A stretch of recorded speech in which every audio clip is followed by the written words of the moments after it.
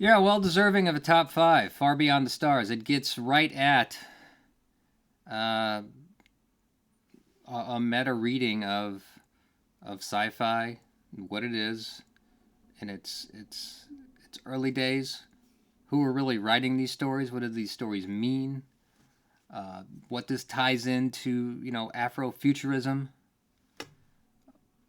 Far Beyond the Stars. Can't say enough. This was another one of those knockout episodes. When you're watching it, you're like, wow, this is something else. This is a lot of fun. You got to see these characters, these actors play different characters in different ways, and still have a serious storyline to it. And it has to, on its own, it's a fine episode. But what undercuts this episode is the very ending of Deep Space Nine, the series, because apparently this is all the Pa Race doing, and we totally see that Benny Russell is, and maybe that was a misinterpretation, but I was always reading it as Pa Race were behind the scenes on this, messing with Cisco's head.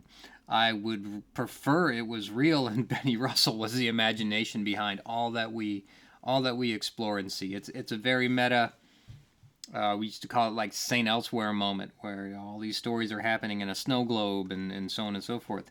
Getting back to Moriarty in the box on a table, right?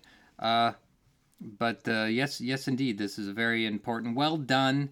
Deep Space Nine. When I say that Deep Space Nine is some of the best Trek, this is a shining example of that. So what is to be said here?